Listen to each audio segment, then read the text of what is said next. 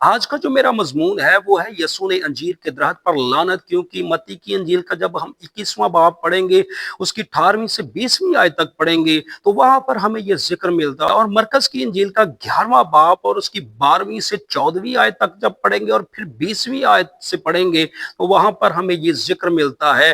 Bible مقدس میں مرکز کی انجیل کے 11ویں باب میں اور اس کی 12ویں آیت میں لکھا ہے، دوسرے دن جب وہ بیتنیہ سے نکلے تو اسے بھوک لگی اور وہ دور سے ایک انجیر کا درخت جس میں پتے تھے دیکھ کر گیا کہ شاید اس میں کچھ پائے، مگر بائبل کہتی ہے کہ جب وہ پاس پہنچا تو اس نے پتوں کے سوا اس میں کچھ نہ پایا، کیونکہ انجیر کا موسم نہ تھا، اور اس نے اس سے کہا آئندہ کوئی تجھ سے کبھی پھل نہ کھائے۔ اور اس کے شاگردوں نے سنا، اور پھر بائبل میں لکھا ہے صبح کو جب وہ ادھر سے گزرے تو اس درخت کو جڑ تک سوکھا ہوا پایا، اور پترس کو وہ بات یاد آئی۔ اس نے اس سے کہا اے ربی، دیکھ یہ درخت جس پر تو نے لعنت کی تھی سوکھ گیا ہے۔ بائبل کا یہ واقعہ ایک انسان کے ذہن میں بہت سے سوال پیدا کرتا ہے کہ یسوع نے انجیر کے درخت پر لعنت کیوں کی؟ یسوع کے دور میں انجیر کا درخت کس کو ظاہر کرتا تھا؟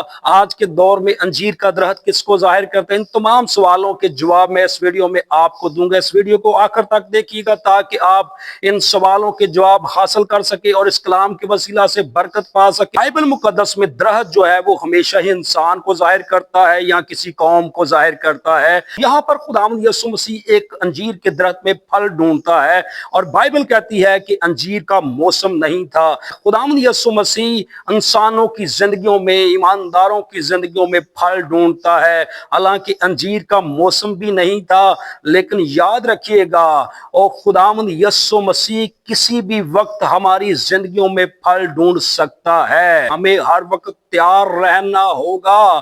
اور یہاں پر خداوند یسوع مسیح نے جو انجیر کے درخت پر لعنت کی ہے، یہ لعنت جو ہے وہ بددعا کو ظاہر نہیں کرتی، یہ لعنت جو ہے یہ عدالت اور خدا کے فیصلے کو ظاہر کرتی ہے۔ خداوند یسوع مسیح اس واقعہ سے ایمانداروں کو سکھا رہے تھے کہ ہر وہ شخص جس کی زندگی میں صرف پتے ہیں اور وہ ظاہری طور پر تو بڑا دیندار نظر آتا ہے، لیکن اس کی زندگی میں پھل موجود نہیں ہے، اور اس پر خدا کی عدالت آئے گی۔ خداوند یسوع مسیح جب پہلی آمد میں آئے تو وہ لوگوں کو نجات دینے کے لیے آئے تھے، لیکن جب دوسری آمد میں وہ آئیں گے تو لوگوں کی عدالت کرنے کے لیے آئیں گے۔ میں آپ کو ایک واقعہ سنانا چاہتا ہوں۔ ایک دفعہ ایک شخص جو ہے وہ ایک کنویں میں گھرا ہوا تھا، وہاں سے ایک جو ہے وہ شخص گزرتا ہے اور اس کو اس شخص پر ترس آتا ہے، اور وہ اس کو جو ہے اس کنویں سے نکال دیتا ہے، اور وہ نکال کر جو ہے وہ اپنی راہ چلا جاتا ہے۔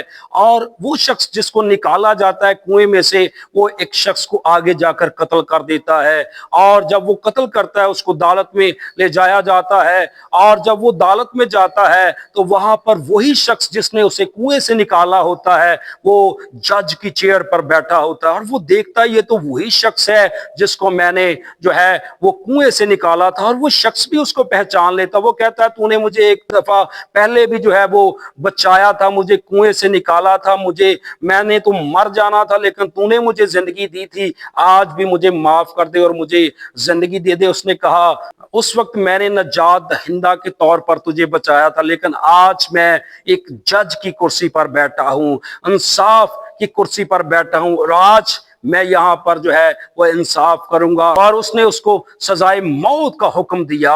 اور میں آپ کو یہ بتانا چاہتا ہوں کہ اگر ہماری زندگیوں میں خداوند کو پھل نہیں ملے گا، ایک دن عدالت آ سکتی ہے۔ انجیر کے درخت کو اور بڑے سالوں سے موقع ملتے رہے، لیکن جب مالک پھل ڈھونڈنے کے لیے آیا تو پھل نہیں ملا۔ آج اپنی زندگیوں کو چیک کرے کہ اگر خداوند آج ہی آ جائے، آج ہی ہماری زندگیوں میں پھل ڈھونڈنے کے لیے آ جائے، تو کیا ہماری زندگی میں روح القدس کے پھل ہیں؟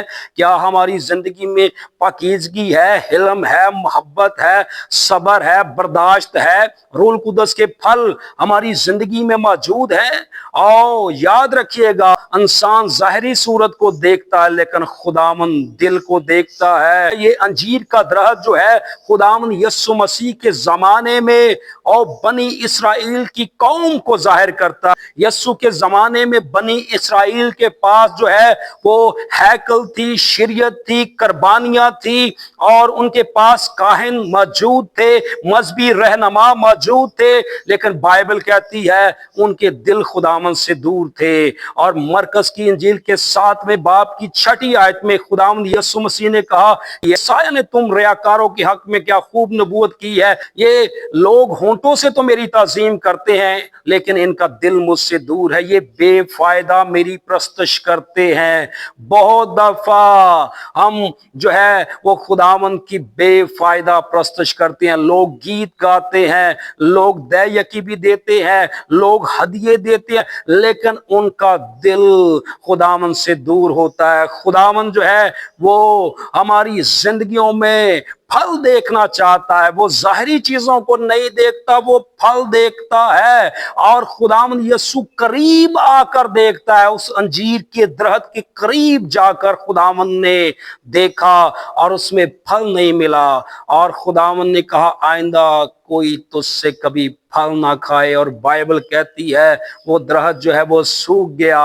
और आज के दौर में अंजीर का दरख्त ईमानदारों की नुमाइंदगी करता है कि ईमानदारों की जिंदगी में खुदावंद फल देखना चाहता है। बहुत दफा लोग जो है वो चर्च जाते हैं, बहुत दफा लोग गीत गाते हैं, बहुत दफा लोग जो है वो मजहबी नजर आते हैं, बहुत दफा लोग जो है वो बाइबल भी पढ़ते हैं, लेकिन खुदावंद चाहता है कि हम उसके फरमाबरदार बने, हमारी जिंदगियों में उसे फल नजर आए और वो फल ढूंढना चाहता है। इससे पहले कि अदालत आए खुदावंद चाह रहा है हमारी जिंदगियों में और रूह कुदस का फल पैदा हो। और खुदावंद यीशु मसीह ने कहा जो डाली मुझ में है और फल नहीं लाती वो काटी और आग में डाली जाएगी। खुदावंद यीशु ने हमें चुना है ताकि हम फल लाएं, और अगर हम फल नहीं ला रहे तो ये खतरनाक हालत है।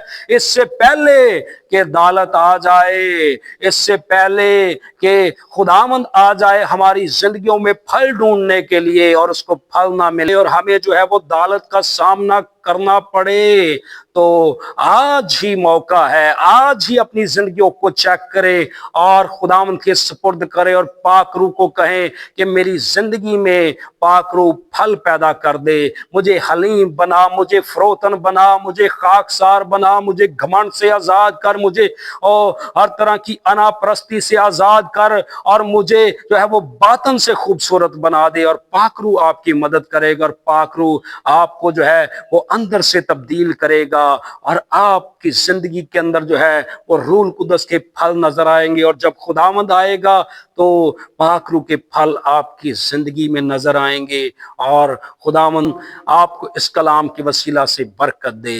आमीन।